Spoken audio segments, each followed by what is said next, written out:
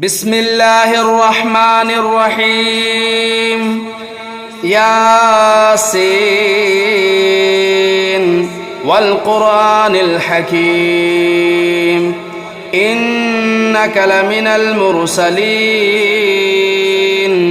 على صراط مستقيم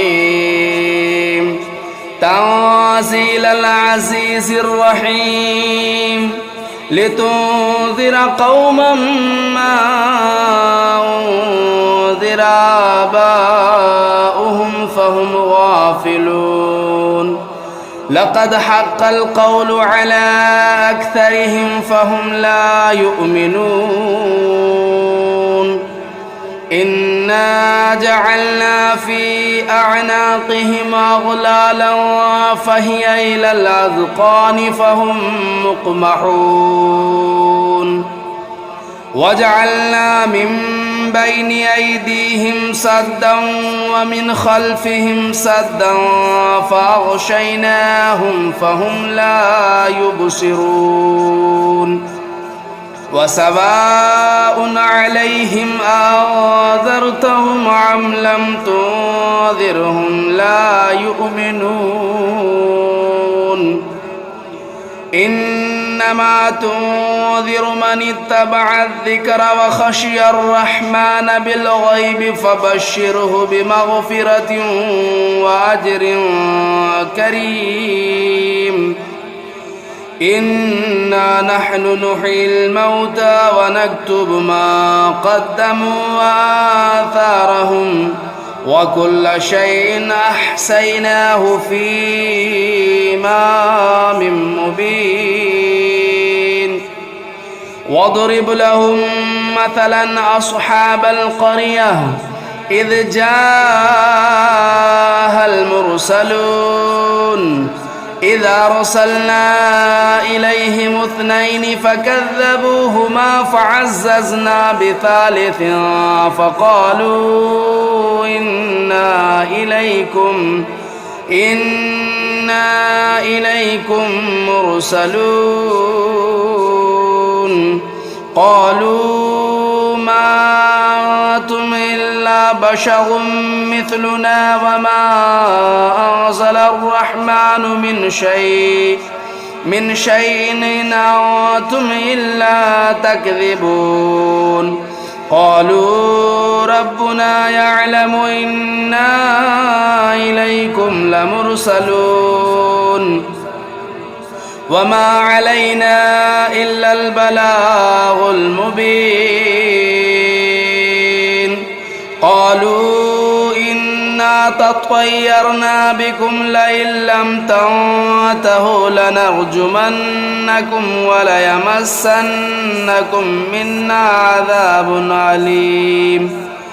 قالوا طائركم معكم أئن ذكرتم بل أنتم قوم مسرفون وجاء من أقصى المدينة رجل يسعى قال يا قوم اتبعوا المرسلين اتبعوا من لا يسألكم أجرا وهم مهتدون وما لي لا أعبد الذي فطرني وإليه ترجعون أتخذوا من دونه آلهة إن يردني الرحمن بضر لا تغن عني شفاعتهم شيئا ولا ينقذون إني إذا لفي ضلال مبين إني آمنت بربكم فاسمعون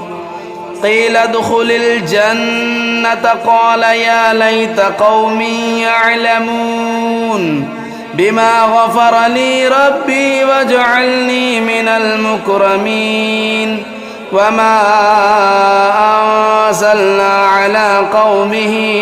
من بعده من جود من السماء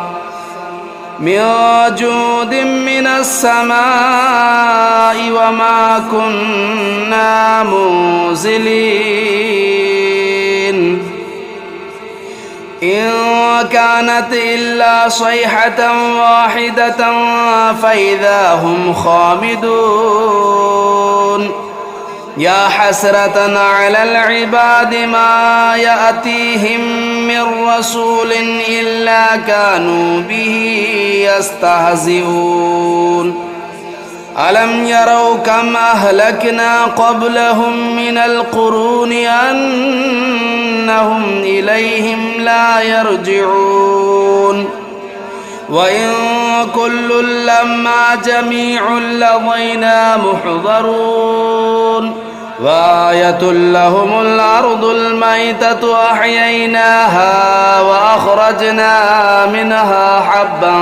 فمنه يأكلون وجعلنا فيها جنات من نخيل وأعناب وفجرنا فيها من العيون ليأكلوا من ثمره وما عملته أيديهم أفلا يشكرون سبحان الذي خلق الأزواج كلها مما تنبت الأرض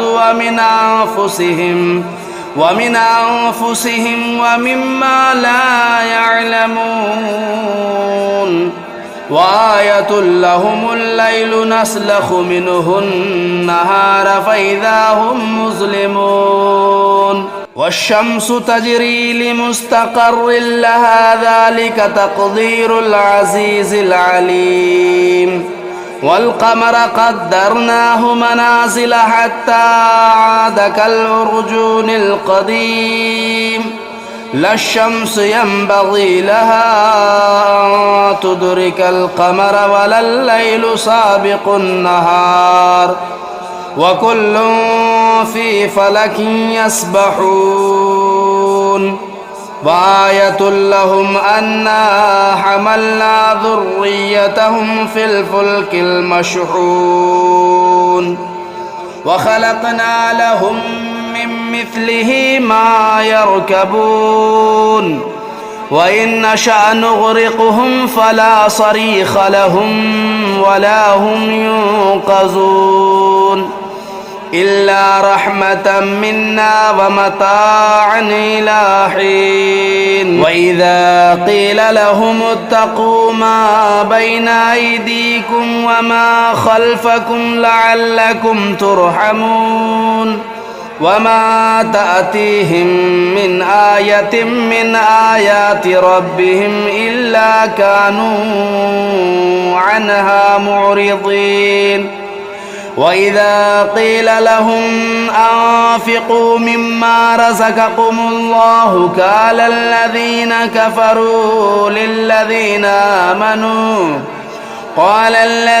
كفروا للذين آمنوا ونطعم من لو يشاء الله أطعمه إن أنتم إلا في ضلال مبين ويقولون متى هذا الوعد إن كنتم صادقين ما ينظرون إلا صيحة واحدة تأخذهم وهم يخصمون فلا يستطيعون توصية ولا إلى أهلهم يرجعون ونفخ في الصور فإذا هم من الأجداث إلى ربهم ينسلون قالوا يا ويلنا من بعثنا من مرقدنا هذا ما وعد الرحمن وصدق المرسلون إن كانت إلا صيحة واحدة فإذا هم جميع لدينا محضرون قالوا يا ويلنا من بعثنا من مرقدنا هذا ما وعد الرحمن وصدق المرسلون إن كانت إلا صيحة واحدة فإذا هم جميع لدينا محضرون فاليوم لا تظلم نفس شيئا ولا تجزون إلا ما كنتم تعملون إن أصحاب الجنة اليوم في شغل فاكهون هم وأزواجهم في ظلال على الأرائك متكئون لهم فيها فاكهة ولهم ما يدعون سلام قولا من رب رحيم وامتازوا اليوم أيها المجرمون ألم أعهد إليكم يا بني آدم ألا تعبدوا الشيطان إنه لكم عدو مبين وأن اعبدوني هذا صراط مستقيم ولقد أضل منكم جبلا كثيرا أفلم تكونوا تعقلون هذه جهنم التي كنتم توعدون اصلوها اليوم بما كنتم تكفرون اليوم نختم على أفواههم وتكلمنا أيديهم وتشهد أرجلهم بما كانوا يكسبون ولو نشاء لطمسنا على أعينهم فاستبقوا الصراط فأنى يبصرون ولو نشاء لمسخناهم على مكانتهم فما استطاعوا مضيا ولا يرجعون ومن نعمره ننكسه في الخلق أفلا يعقلون وما علمناه الشعر وما ينبغي له إن هو إلا ذكر وقرآن مبين لينذر من كان حيا ويحق القول على الكافرين أولم يروا أنا خلقنا لهم مما عملت أيدينا أنعاما فهم لا مالكون وذللناها لهم فمنها ركوبهم ومنها يأكلون ولهم فيها منافع ومشارب أفلا يشكرون واتخذوا من دون الله آلهة لعلهم ينصرون لا يستطيعون نصرهم وهم لهم جند محضرون فلا يحزنك قولهم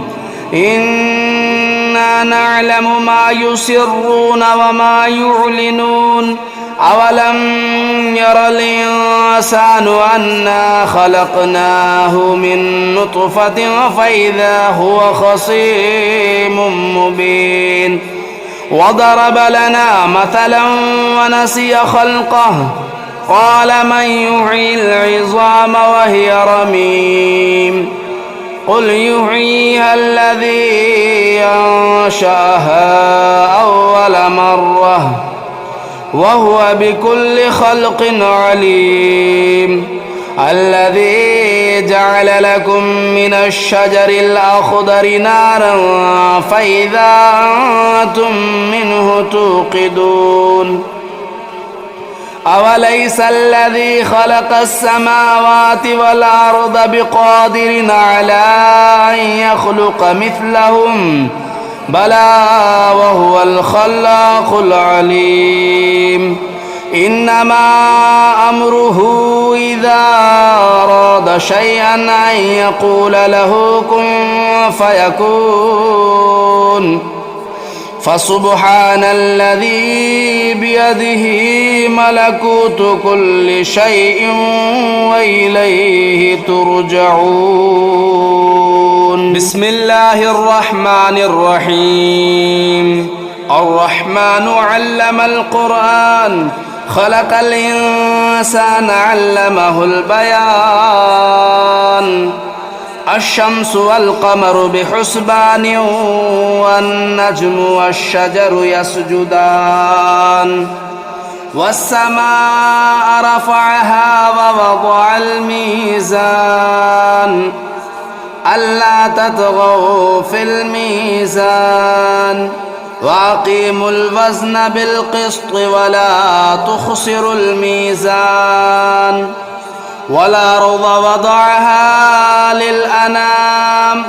فيها فاكهة والنخل ذات الأكمام والحب ذو العصف والريحان فبأي آلاء ربكما تكذبان. خلق الإنسان من صلصال كالفخار وخلق الجان من مارج من نار فبأي آلاء ربكما تكذبان. رب المشرقين ورب المغربين فبأي آلاء ربكما تكذبان. مرج البحرين يلتقيان بينهما برزخ لا يبغيان فبأي آلاء ربكما تكذبان. يخرج منهما اللؤلؤ والمرجان فبأي آلاء ربكما تكذبان. وله الجوار المنشآت في البحر كالأعلام فبأي آلاء ربكما تكذبان. كل من عليها فان ويبقى وجه ربك ذو الجلال والإكرام فبأي آلاء ربكما تكذبان. يسأله من في السماوات والأرض كل يوم هو في شأن فبأي آلاء ربكما تكذبان. سنفرغ لكم أيها الثقلان فبأي آلاء ربكما تكذبان. يا معشر الجن والإنس إن استطعتم أن تنفذوا من أقطار السماوات والأرض فانفذوا لا تنفذون إلا بسلطان فبأي آلاء ربكما تكذبان. يرسل عليكما شواظ من نار ونحاس فلا تنتصران فبأي آلاء ربكما تكذبان. فإذا انشقت السماء فكانت وردة كالدهان فبأي آلاء ربكما تكذبان. فيومئذ لا يسأل عن ذنبه إنس ولا جان فبأي آلاء ربكما تكذبان. يعرف المجرمون بسيماهم فيؤخذوا بالنواصي والأقدام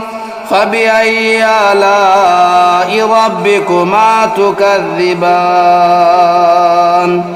هذه جهنم التي يكذب بها المجرمون يطوفون بينها وبين حميم آن فبأي آلاء ربكما تكذبان ولمن خاف مقام ربه جنتان فبأي آلاء ربكما تكذبان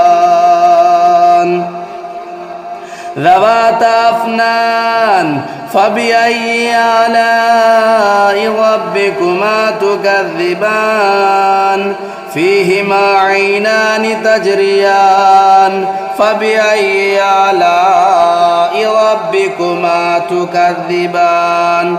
فيهما من كل فاكهة زوجان فبأي آلاء ربكما تكذبان متكئين على فرش بطائنها من استبرق وجنى الجنتين دان فبأي آلاء ربكما تكذبان فيهن قاصرات الطرف لم يطمثهن إنس قبلهم ولا جان فبأي آلاء ربكما تكذبان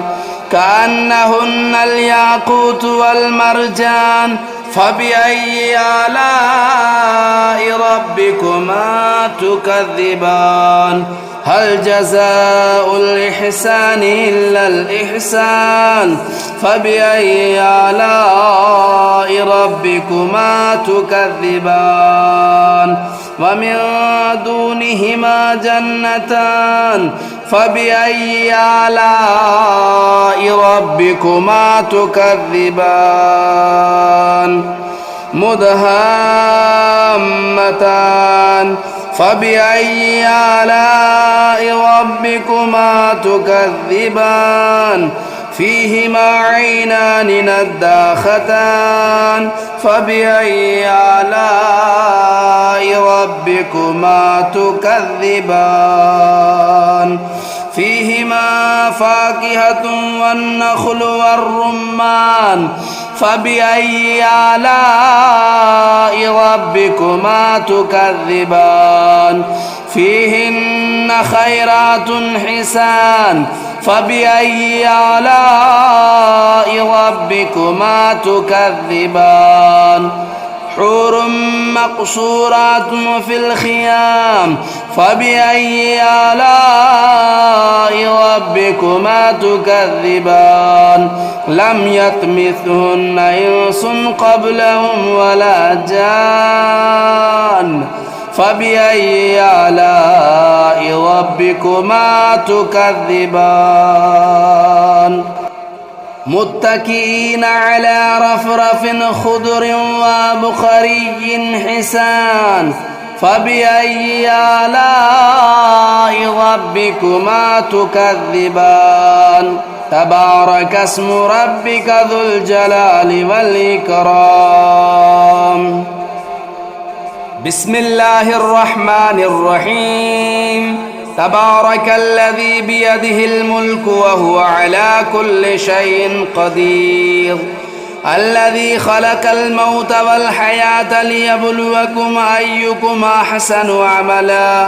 وهو العزيز الغفور الذي خلق 7 سماوات طباقا ما ترى في خلق الرحمن من تفاؤت فارجع البصر هل ترى من فطور ثم ارجع البصر كرتين ينقلب إليك البصر خاسئا وهو حسير ولقد زينا السماء الدنيا بمصابيح وجعلناها رجوما للشياطين وأعتدنا لهم عذاب السعير وللذين كفروا بربهم عذاب جهنم وبئس المصير إذا ألقوا فيها سمعوا لها شهيقا وهي تفور تكاد تميز من الغيظ كلما ألقي فيها فوج سألهم خزنتها لم يأتكم نذير قالوا بلى قد جاءنا نذير فكذبنا وقلنا ما نزل الله من شيء إن أنتم إلا في ضلال كبير وقالوا لو كنا نسمع أو نعقل ما كنا في أصحاب السعير فاعترفوا بذنبهم فسحقا لأصحاب السعير إن الذين يخشون ربهم بالغيب لهم مغفرة وأجر كبير وأسروا قولكم أو اجهروا به إنه عليم بذات الصدور ألا يعلم من خلق وهو اللطيف الخبير هو الذي جعل لكم الأرض ذلولا فامشوا في مناكبها وكلوا من رزقه وإليه النشور أأمنتم من في السماء أن يخسف بكم الأرض فإذا هي تمور أم أمنتم من في السماء أن يرسل عليكم حاصبا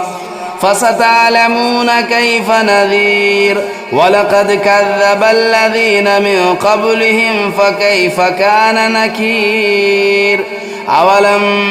يروا إلى الطير فوقهم صافات ويقبضن